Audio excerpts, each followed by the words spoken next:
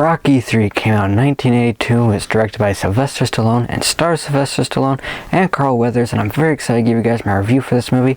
Be sure to check out my playlist, my previous Rocky movie reviews, as well. Be sure to like this video and subscribe to my channel. Now let's get into this review. In this movie, Rocky faces the ultimate challenge from a powerful new contender and must turn to a former rival to help regain his throne as the undisputed fighting champion. So Rocky 3 is the point of the franchise where we start to see a shift in tone. The first two were a little bit more serious in tone. This one gets a little campier and a little less serious. It's more just fun. The first two movies, like I said, are a bit more serious.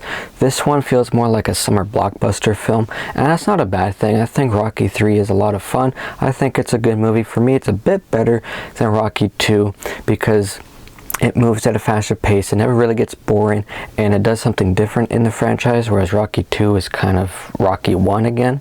This one does some different things. I like this overall story of Rocky being the ultimate fighter and sort of losing that to Clubber Lang and having to train with Apollo Creed to get that back. I like that overall story. Clubber Lang as the villain, or the antagonist should I say, played by Mr. T. He was good. He was fairly entertaining as a character overall. Not too interesting. You don't get too much information about like where he came from, why he's doing what he's doing. Like you get a bit of that, but they don't go into depth about that. So he's kind of disposable. He works for the movie, but with all the Rocky and Creed antagonists, I think he's one of the weaker ones. Again, Mr. T's performance I thought was really good, so it kept that entertaining. The fight scenes were fun. The last one was pretty satisfying, pretty cool as well. There's some campy stuff in this movie as well, like Rocky fighting a wrestler. It was campy, but it was fun. That's sort of what this movie was. It gets a little campier, but it always remained fun. It's a little bit shorter than the other movies too, I believe, and it always moved, which was good.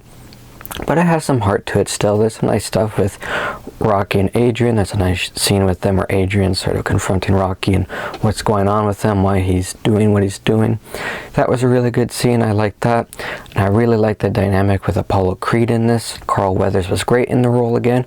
And I like how they switch things up where Apollo's starting to train Rocky and they become friends. I really like that dynamic. That was really cool. And like all the Rocky movies, there's some fun training montages in this. You also get the Eye of the Tiger song in this. That was a lot of fun. Overall, it's just a fun movie. There's not too much about it that I'd say I really disliked. For me, I think all the stuff in it for the most part is just good, nothing too great. Like I always have fun watching this movie, but compared to some other Rocky movies, it's not as memorable as some of them. One aspect of the movie I did also like was when Rocky is the heavyweight champ, he sort of later on finds out that the people he'd been fighting were sort of kind of handpicked for him because they knew he was going to beat them and he wasn't really getting much challenge, and this new lifestyle he has, it started taking away his mean edge to him. So I like that, and this idea of him having to find that again because that was part of what caused him to lose to Clubber Lang. I like that.